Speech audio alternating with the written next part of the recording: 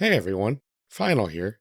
Today, I'll be showing you my quick and easy paint scheme for the Legio Custodes Shield Captain.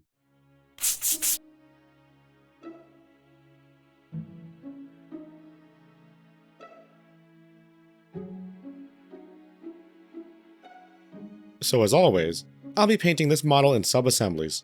I've got the main body with the torso, legs, and tabard. I've got the right arm holding the Eternity Blade, and the left arm holding the Presidium Shield.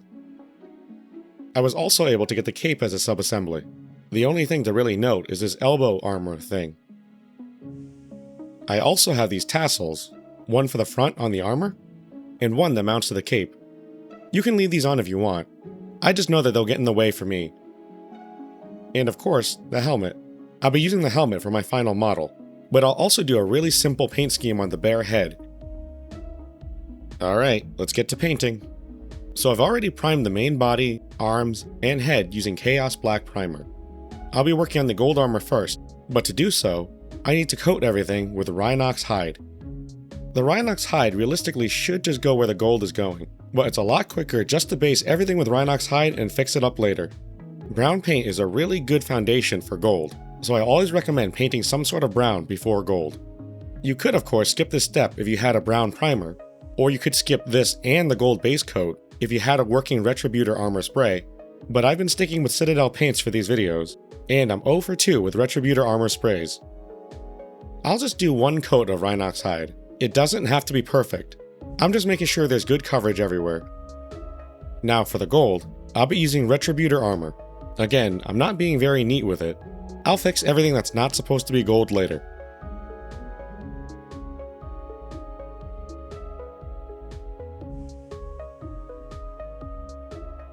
I might have thinned down the Retributor armor a little bit too much, but it's a good idea to do 2 coats anyway.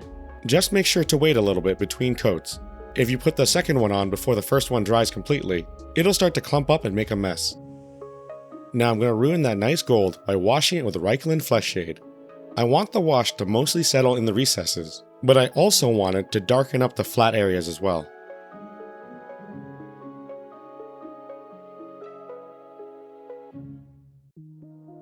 Once I'm done, you can see that the first parts that I washed are starting to dry up. I'm still going to give it another 15 minutes or so, just to be sure. Once all of the wash is dry, you can see that the recesses are nice and dark, but we've lost a lot of that gold shine. We're going to add it back with my favorite part, dry brushing. The first one I'll do is a heavy dry brush using Retributor armor. I'm aiming to add some bright spots to the armor, not repaint everything. So I'll stay away from the recesses by dry brushing perpendicular to them. Also make sure you're using a brushing, not a stabbing motion. Look at that, nice and bright again. I'm going to brighten it up even further with Liberator Gold. I'll be dry brushing the Liberator Gold on the raised edges and on any raised details. That'll help make them stand out from the rest of the armor. Just be careful not to get too much Liberator Gold onto the model. Liberator Gold is a lot brighter than Retributor armor, but it's also a little bit matte as well. And all done, the gold is nice and shiny. Speaking of shiny, I'll be using Stormhost Silver to pick out the gemstones, followed by some Soulstone Blue, although you can use whichever gem paint you want. With the gems done, I'll be using Doom Bowl Brown to paint the leather tabard and the leather gloves. Before I get to shading, I'll also paint these leather straps using Rhinox hide. Once that all dries up, I'll wash the leather with Agrax Earthshade. Normally I'll follow a wash with a dry brush, but it's too tight of an area around the leather. I'll just highlight as best as I can using Scrag Brown.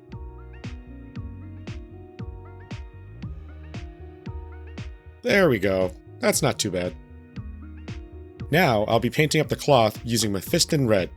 I just need to be extra careful not to hit any of that gold armor. Next, I'll wash it all with Berserker Bloodshade.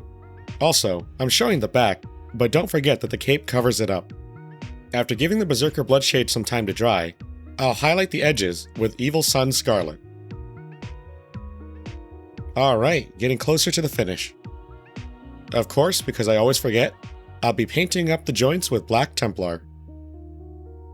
I'll also use it on the sword and shield handles. Now, I have some more metallics. I'll be using Iron Hand Steel on these hoses, the halo, or whatever this is, the sword blade, and the flat parts on the shield. Once it all dries up, I'll wash all of it except for the flat areas on the shield using Nuln Oil.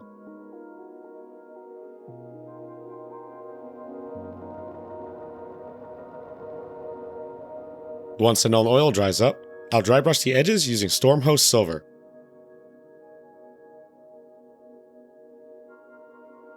And that's it.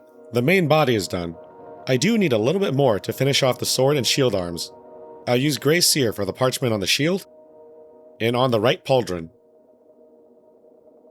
I'll then wash the Grey Seer using Nuln Oil, thinned 1:1 with Lamian Medium.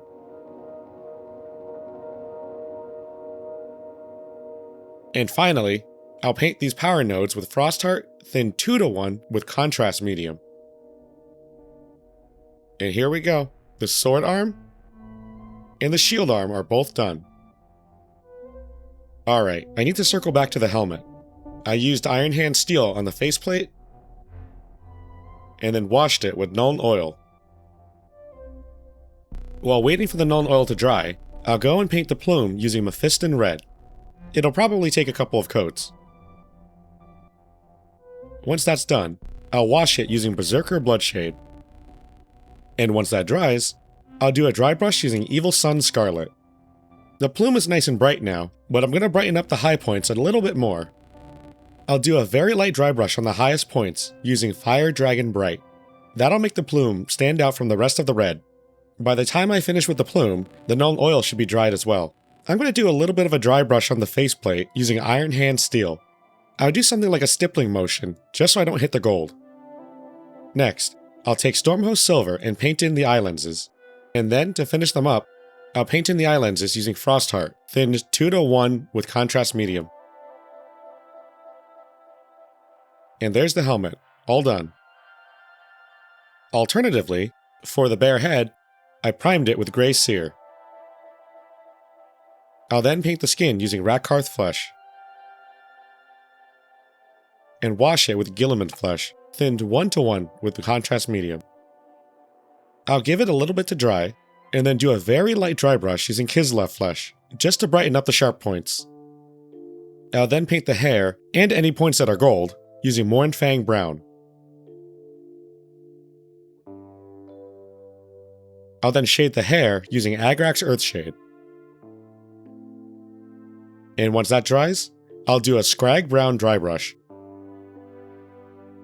For the gold, I'll do the standard Retributor Armor, Reichlin Flesh Shade, and Retributor Armor dry brush. The laurels are really small, so I'll be using my small base brush as a dry brush. And that's it, nice and simple. Now, to work on the cape, I primed it with Mephiston Red spray. If the coverage isn't great, you can just go over it with Mephiston Red base paint. Mine looked fine, so I skipped over to the wash. Once again, I used Berserker Bloodshade, this time thinned 2:1 with Lamian Medium. The Lamian Medium will help it flow a little bit better, and it helps reduce the tide marks. The downside is that once it dries, it may leave some shiny spots. To fix it, I'll do a heavy dry brush using Mephiston Red, making sure to go perpendicular to the recesses. I'll then dry brush the raised edges using Evil Sun Scarlet, and then do a very light dry brush on the highest edges using Fire Dragon Bright. To get the two-tone appearance on the cape, I'll paint the other side using Khorne Red. Once that's done, I'll dry brush the edges using Wazdaka Red. The Khorne Red side doesn't really have any recesses to worry about. And then for the emblem on the back, I'll start it off with Rhinox Hide, and finish it off with Retributor Armor. I'll paint up the little elbow guard armor thing the same way I painted up the rest of the armor. And there's the cape, all finished up. Now I normally don't show how I paint up the bases, but I'll quickly go over the tactical rock. I primed the whole base using Chaos Black, and then I painted the rock part with Mechanicus Standard Grey. I then painted the central plate and the rebar with Leadbelcher. And then I started up on the Eagle, first with Rhinox Hide, and then Retributor Armor. I washed everything with Agrax Earthshade. And once that dried, I did a dry brush on the rock using Dawnstone. That's it, really. A quick and easy tactical rock. Now I just do a little bit of basing and assembly magic, and we have one Legio Custodes Shield Captain. It was really fun to paint this model up, and I had a great time getting back into painting Custodes. There's been some pretty bad supply issues with the Battle Group box, but if you got your hands on the box, or you're watching this video after the individual release, I hope this video helped you out. Anyway, thanks for watching, and I'll see you all in the next video.